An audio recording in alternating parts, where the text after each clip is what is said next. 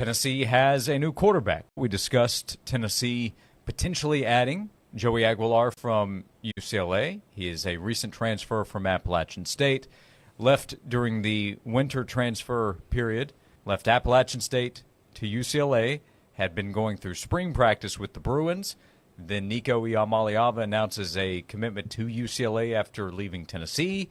So Aguilar decided yesterday to enter the transfer portal, has since decided to transfer to Tennessee. Jason Swain, Tennessee has a new quarterback room of Joey Aguilar, Jake Merklinger, and George MacIntyre. What do you think?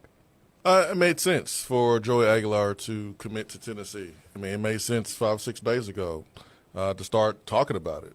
You know, putting two together. Tennessee needed a quarterback that was a senior, one that had one remaining season of eligibility, because we understand who is coming next season, and Faison Brandon. Tennessee needed someone that with experience. There's no reason bringing in a quarterback that has the same type of experience as the ones that you have. You want to bring someone in that complements the room that you have, not just add to what you already have. So bringing in someone that has started a couple seasons as a collegiate quarterback, that's been in the fire.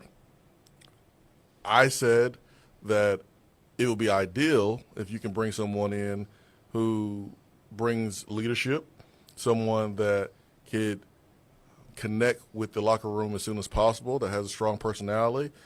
I compared that personality to someone of a Baker Mayfield or the Vanderbilt quarterback and Diego Pavia, someone that came in and really connected with this team as soon as possible, became the leader, became a captain. 'Cause sometimes, it takes time. Like, it takes time to be that leader, be that captain in the locker room. But I think if you have someone like Aguilar that has the background. I mean, he's a guy that came from JUCO Community College, who went to App State. I think there's going to be some people in the locker room that will respect his journey more than a guy that was given millions of dollars even before they played one college snap. And you got to win the locker room. You got to earn the respect of your teammates. I think with Joey Aguilar's journey, he could be able to do that fairly quickly if he has the right personality. Yeah, how quickly does everything have to come together? Learning the offense, developing relationship with teammates, winning the locker room over, understanding what he's about to face in the SEC. This will be much tougher competition than what he saw in the Sun Belt as the starting quarterback at Appalachian State. Well, you feed him what he can handle. I mean, it's kind of like feeding a baby, right? Like, you don't jam a spoonful of food in the baby's mouth. I mean, you feed the baby as much as they can handle. They eat it, you give them some more. They finish that, you give them some more. Obviously, we're not talking about a little baby or a little kid. We're talking about a young man. But we're talking about someone that's coming in at the end of April, May, trying to learn a new offense to be able to play this fall. And so if you're Josh Heupel, you're Joey Halzle, you give him as much as he can handle. And if he can only handle a little bit, then that's what you roll with. If he is your starting quarterback, he earns a job, he wins a job, he takes care of the football in fall camp, he proves he's the guy, then you have to cater your offense around the guy that hasn't gotten a full grasp of the offense. So there's less checks at the line of scrimmage. There are half-field reads. And Josh Heupel's done this before with several quarterbacks who are now playing on Sundays. So it really depends on Joey Aguilar, how he comes in, how he connects with his teammates, and how he is able to grasp the playbook. I'm curious what his teammates think, what the wide receiver room thinks, as they had prepared to play with Nico. All of a sudden, Nico's no longer the quarterback. Now they probably prepared to play with Joey, but he has to compete. To be clear, he has to compete and earn the starting position. Yeah. And I think he has a good chance to win it, but that's to be determined. It could be Jake Merklinger. George MacIntyre's a true freshman as well. So I'm curious to know what they think. You've been in their position, not a position of this kind of change at quarterback, but you had quarterback competitions that you were a part of as a wide receiver. Yeah, I mean, as a wide receiver, I had a competition that included 4 different quarterbacks. Mm-hmm. You got your own stuff to worry about if you are a wide receiver. Like, you shouldn't care who the quarterback is.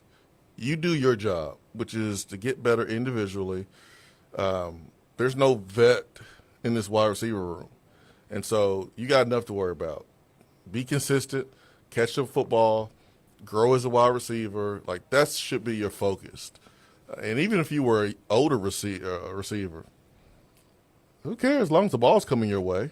Like, that's all you care about is someone that can lead the troops and do their job.